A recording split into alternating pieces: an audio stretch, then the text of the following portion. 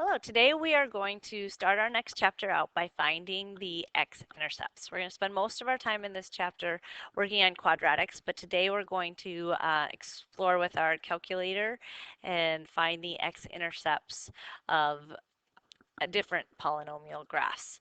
So, first of all, our directions written right on top of your page say we are going to put the equation into y equals.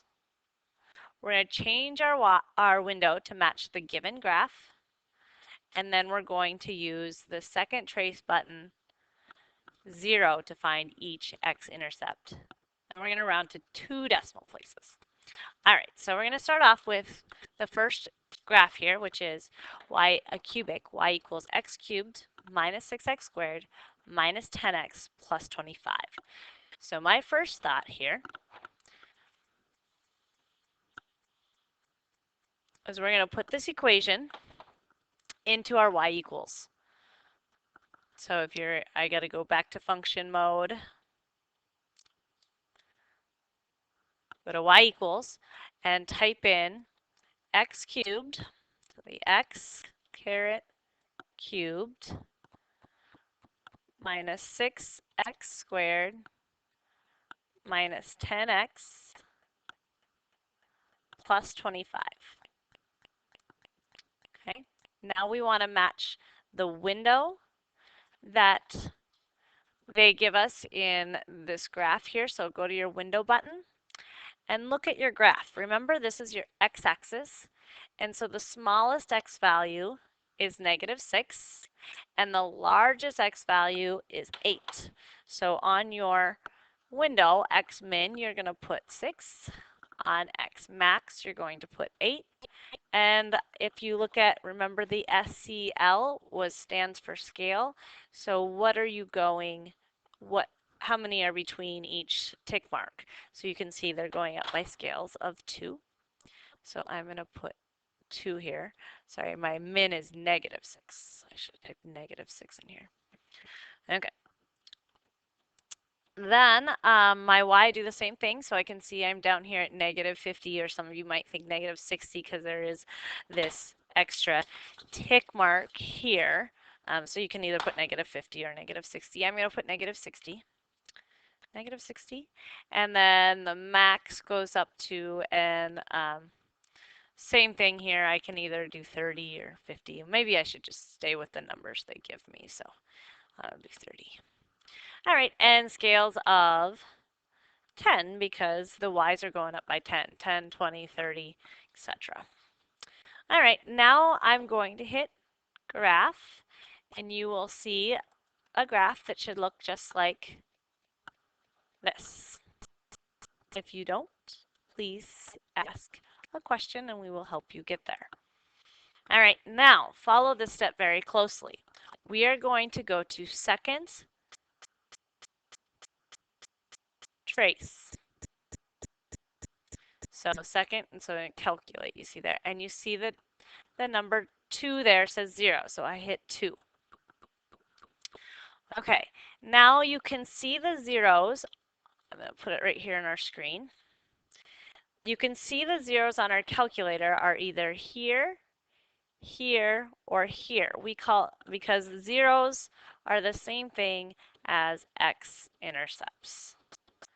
Okay, so what our prompts tell us to do is go left of your 0. So we have to do these individually one at a time.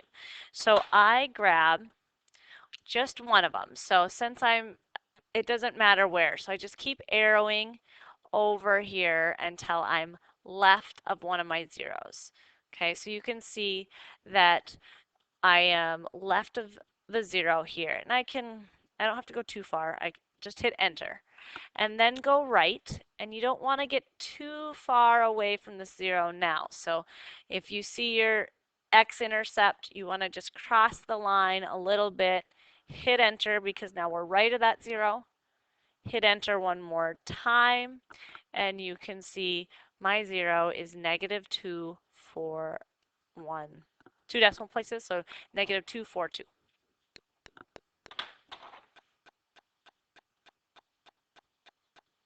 negative 2.42. Okay, then we do the same thing to find the next zero. So I go second, trace, and I arrow over. So I want to do zeros again, so 2.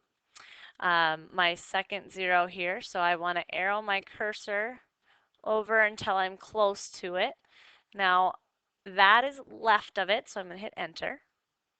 And then it tells me go right, so I hit my cursor over until I'm right of my 0. And that is enter. Hit enter one more time, and that 0 is 1.49. So that point right there is 1.49.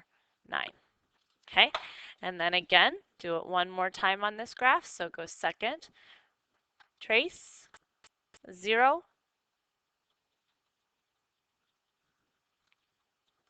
and we go left of that 0. So at any point now I could hit enter because I am left of the 0, but I just want to get kind of close to it. So there I'm left, hit enter. Now go right, so I hit my cursor until I'm past the x-intercept, hit enter one more time, and your answer is 6.92.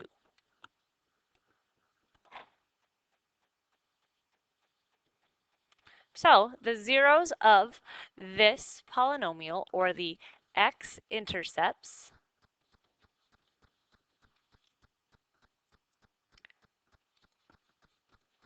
are x equals negative 2.42, x equals 1.49, and x equals 6.92.